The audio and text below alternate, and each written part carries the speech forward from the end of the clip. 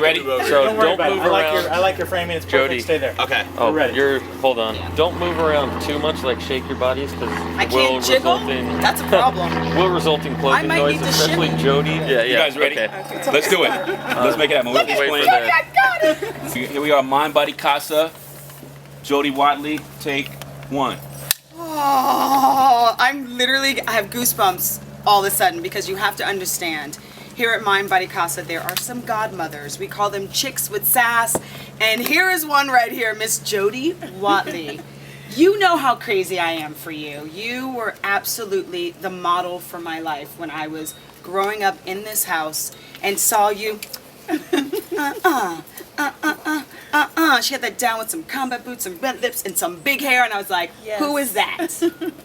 And you you. never stopped. Thank you. Yeah, I've loved music and dancing and style and fashion and all of that since I was a little girl. So thank you. I love the fact that your life was sort of destined because I was the same way. I love music and dance, but it seems like the universe worked out in your favor. Your parents happened to move to LA. You happened to get down with Soul Train. Tell me about how that destiny worked in your favor.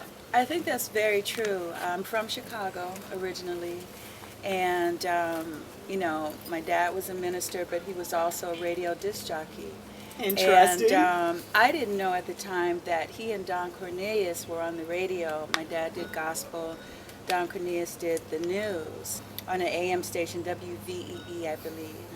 And when Soul Train started to become popular when I was still living in the Midwest, teenager, I thought, everybody loved Soul Train. It's like, I want to be on that show, Not knowing that, as fate would have it, my dad would lose his church, radio show, everything. And how we came to Los Angeles in a station wagon, homeless. My dad was trying to get his life back on track, and that's actually how we came to be in Los Angeles. A lot of ministers or churches said, he could preach at their church, and none of that ended up to be true. And it was an early lesson for me about how people can be, how supportive they are when you have everything, and how flaky they can be. Sounds like Hollywood, doesn't it? Yeah. So, so it started then. For me coming to Los Angeles, my personal goal, again, was to get on Soul Train. And I was very determined. I was always the kind of kid that was looking to do and be something. Aquarius girl. We don't play from a little young age. Yeah. I was 3 in dance class, looked at Debbie Allen, I'm like, I'm gonna be a professional dancer by 30 because that seemed really old at the time. Yeah. At the time. At the time. And made it happen. Yeah. So I understand like putting it out in the universe and making it manifest. Always. I entered myself in Miss Black Teenage Illinois. I sent my picture in to Right On magazine, which was a popular black teen magazine at the time, to be Miss Right On. Did you get it? I didn't, but my picture was in the magazine. Nice. I think I was maybe 12. Wow. Always drawing and sketching and, would have my name, I'm going to have my own business. I'm going to be a designer. I'm going to sing. My mom told me when I was 4, I said, do you know I'm going to have my own modeling school at 4? So, I think that the universe, when you are trying and really putting it out there, things happen. And with the determination, and how I came to Soul Train was, I actually met Tyrone Proctor, who was a huge dancer on the show at the time, original Soul Train dancer. I saw him driving with my mom. I said, randomly? Randomly. That's Tyrone Proctor. Stop the car, stop the car, stop the car. And he thought I was a crazy person. I'm like, oh my gosh, I love you, big fan.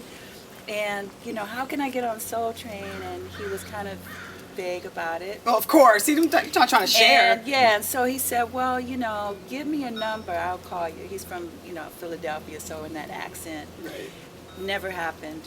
As fate would have it, I met a boy in church, and I think it was like a midnight service, New Year's Eve or something. And he came up to me, and at this point I'd been trying to get on Soul Train for maybe 6 months. You have a really cool look. Very respectful guy. Would you be interested in going on Soul Train? I know you were like, oh, it was like that moment, And, that yeah, feeling in that like, moment yes. is electric. Yeah. So I'm like, are you kidding? I'll never forget, I had on a black French beret and a vintage black dress and my mom's heels, and I was just thinking I was fabulous. And so that is the first time, and so it was definitely the universe. Once I knew where it was and where it taped, I would go up there every month because his partner was out of town that one, so it was like a one-time deal.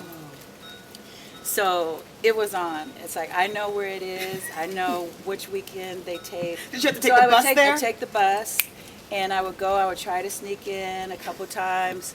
You know, I would Just make show 'em my your way moves. in, just like, you know, in the movie line where, you know, you just kind of, you know, hope they don't notice that you're easy. So I would be that. And then security would say, hey, you're not on the list. What's your name? And then I'd get tossed out, No take the bus back way. home crying. Next month I'd be back again. So eventually, the longer I would stay on the floor blending in, but trying to stand out, Don Cornelius noticed me, and so that was my beginning of Soul Train. It's And that he light. said, I want you to be on this show. And so You know that you were exuding that light and you were spreading your energy through that room. I know what it feels like to, because I was on Party Machine, not quite Soul Train, but I was Remember going to get that. on Party Yeah, I Machine, remember right? that. And so you're doing your thing, like everybody look at me, but not doing it too much, and Yes. people notice you. yeah.